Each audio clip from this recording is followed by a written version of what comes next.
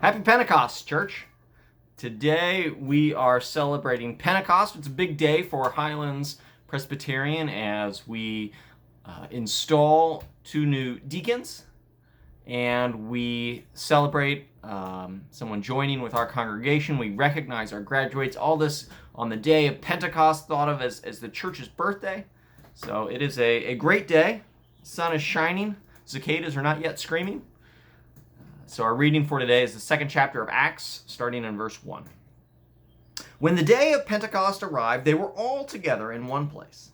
And suddenly there came from heaven a sound like a mighty rushing wind, and it filled the entire house where they were sitting.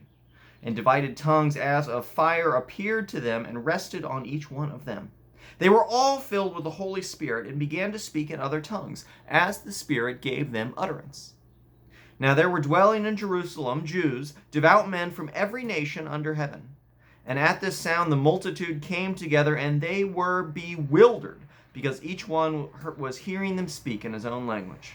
They were amazed and astonished, saying, "Are not all these who are speaking Galileans? And how is it that we hear, each of us in his own native language? Parthians and Medes and Elamites and residents of Mesopotamia, Judea and Cappadocia, Pontus and Asia, Phrygia and Pamphylia, Egypt and the parts of Libya belonging to Cyrene, visitors from Rome, both Jews and proselytes, Cretans and Arabians. We hear them telling in our own tongues the mighty works of God." And all were amazed and perplexed, saying to each other, "What does this mean?" But others, mocking, said, "They are filled with new wine." But Peter, standing with the 11, lifted up his voice and addressed them, "Men of Judea and all who dwell in Jerusalem, let this be known to you. Give ear to my words, for these people are not drunk, as you suppose, since it is only the 3rd hour of the day.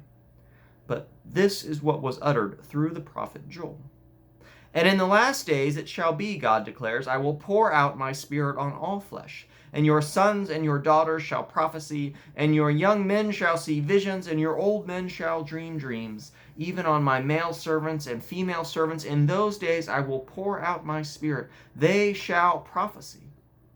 And I will show wonders in the heavens above, and signs on the earth below, blood and fire and vapor of smoke. The sun shall be turned to darkness, and the moon to blood, before the day of the Lord comes, the great and magnificent day. And it shall come to pass that everyone who calls on the name of the Lord shall be saved.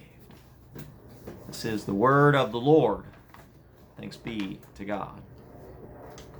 So Pentecost, like many holidays, had early roots from which it has evolved.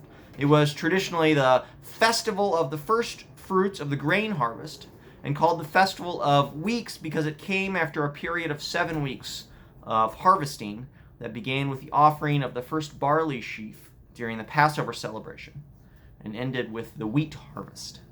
By the 1st century, it had become an anniversary celebration of the giving of the law on Mount Sinai, and it was seen as the time in which the Mosaic covenant was renewed. When we think about the giving of the Mosaic covenant, much of the way that the religion was practiced by the Israelites, it was filtered sort of from the top down, right? It was the Mosaic covenant because it was Moses that went up on the mountain to receive from God the law, and then Moses brought that down from the mountain to the people. Right? It was illegal for most people to even touch the mountain lest they shall die. And as it evolved, this continued, right? There was in the temple, there was the Holy of Holies that was separated from everywhere else by this big curtain. And only once a year, the high priest could go into the Holy of Holies where God was thought to preside. And I read once, and I wish I had kept the reference because I can't find the reference again. But I read once that someone would tie a rope around his ankle at one point in case he died in there. They had to drag him out, so nobody else had to go in there. And again, I don't know that it's true, but it sort of signifies how top down this is and how afraid everyone else is of going in, right? And this is why it's so significant. Right after Jesus dies in the Gospels, it says the curtain in the temple was torn in two, because it's a symbol of the opening of the access to God for all people. Right, made possible through the sacrifice of Jesus Christ.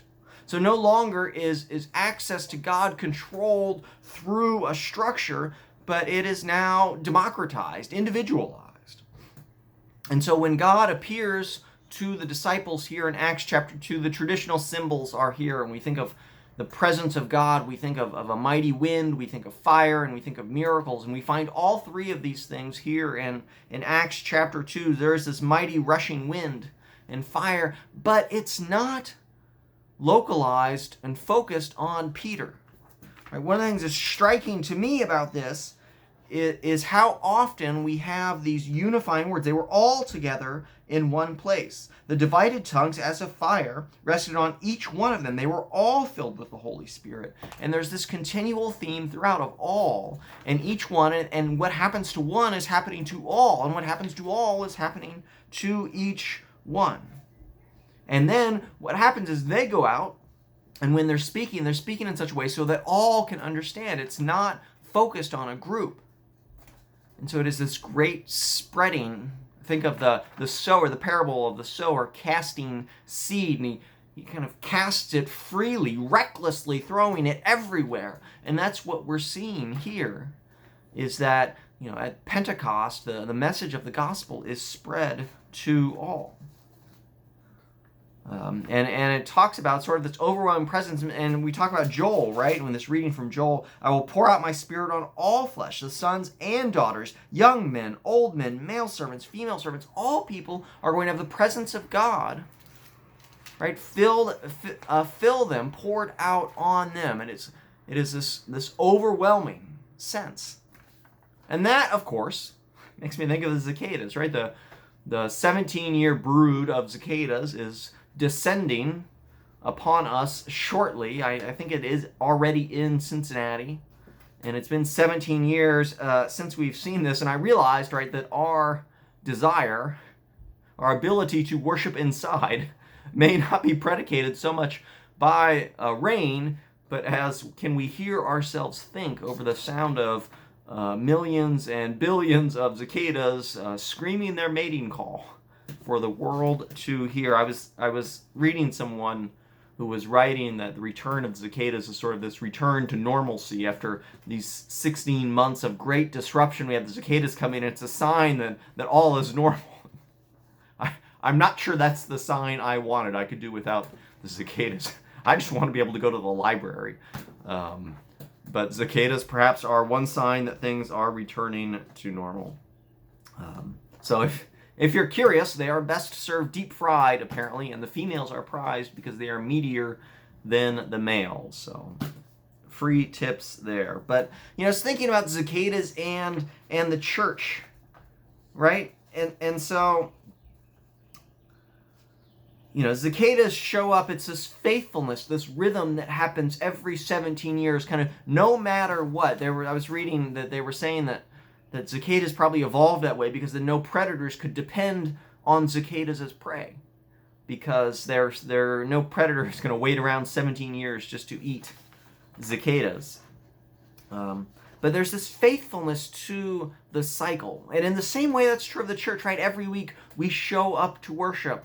Sort of no matter what, we have church. It's this reliable part of life for centuries, for millennia, that has taken place before us and will go on after us. And it's a little humbling, but it's also comforting that we are part of something ancient. We are part of something timeless that is not bounded by us and defined by us, but it is much bigger than us, and we are a part of that. We are part of this great cloud of witnesses, something timeless, and something that is found. Cicadas are found on every continent except for Antarctica, and so too is the church, right? The church is everywhere, and big and small and institutional and house churches, and the gospel just finds a way, and it goes on, it carries on. And it's taking place all around the world. We talk a lot about the local church, right? We focus on our local church and the role and the impact we can have in the community, and rightly so. But Pentecost is a great day to consider the global church. right? Because Pentecost is thought of as the launching point for the church to go far beyond the bounds of Jerusalem, right? As Luke is pointing out, there are Jews present from every nation under the earth, and the disciples are speaking to all of them and able to be understood by all of them. It's thought that perhaps the church in Rome, which kind of became a big deal, was launched perhaps at this sermon. And who knows how many others, right? In verse 41, it says that 3,000 people were added to the church's number. And doubtless their legacy stretched across continents and started these rhythms that are likely still being carried on today. Right? And the church continues as a global affair today. So Gordon Conwell, the seminary, did a recent status on global Christianity. In mid-2021, there were about 2.5 billion Christians. Of these, roughly 270 million, so around 10%, are in North America, with 564 million in Europe, so 20%. So 30% of Christians are in what is thought of as sort of the global north. Which means, right, that 70%, roughly 1.7 billion Christians, are living in what is considered the global south. 700 million in Africa, 380 million in Asia, 600 million in Latin America, right? The church is vibrant, far beyond Europe and North America. We are blessed to be part not only of something timeless, but something global. Right? The Christian church in Europe and North America, that global north, is expected to decline from 830 million to 790 million in 2050. But the church in the global south is expected to boom from 1.7 billion to 2.6 billion in that same time frame. So over the next 30 years, 900 million more Christians will join the church in the global south. The church is vibrant and alive around the world. In America, it's thought that around 36% of Christians attend church weekly, while in many sub-Saharan African countries, it's over 80%. Right? The church around the globe is growing at 1.3% faster than the world's population. Followers of Jesus are expected to outnumber followers of any other religion through at least 2060, according to Lifeway research. Right? And what's amazing is many of these countries in the global south are sending missionaries to Europe and North America to take their vibrancy and spread it to a place where the church is in decline. And so the church as a whole is this amazing global organization that we get to be a part of. We are privileged to be a part of this. And so it's not about us as individuals. It's about all of us, about what God is doing in the entire world, and what a blessing it is to join in that, to celebrate that. And so on a day like today, it's especially helpful to remember that. Right? The church is today and always has been a sending place. We have a sending faith. We don't isolate from the world, but we send people into it. And so we think about the things that we are celebrating today, and they're all a part of that. The deacons are a part of caring for and nurturing the church, caring for physical needs. They create this nurturing environment. And so we are installing deacons today who are going to help create this environment in which Christians, old and young, grow in faith, deepen in faith, mature in faith. And as they mature in faith, they often reach a point where we send them out into the world, into their next step of faith. And we're celebrating that in graduation, that as people are taking their next step in life, we as the church are celebrating that God has things in store for them that may be in this community and maybe far beyond this community. There are organizations, one I've been involved with for a long time is called the Outreach Foundation. And they exist to partner with churches around the world.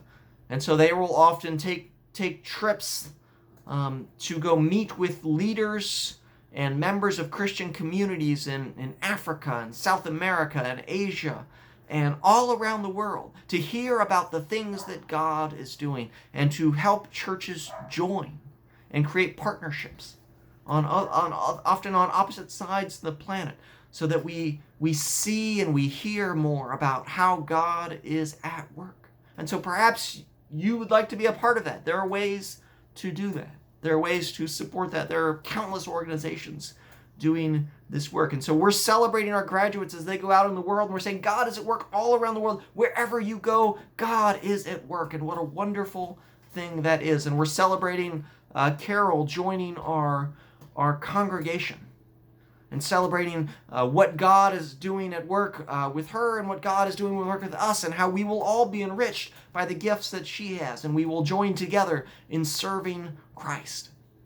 And that's what this is all about, right? This is the movement that is launched because God reached out to us in love and in grace and celebrates us and enfolds us in a promise in the love of God. And so we celebrate that on Pentecost. What a glorious day to be alive. Christ is risen. Thanks be to God.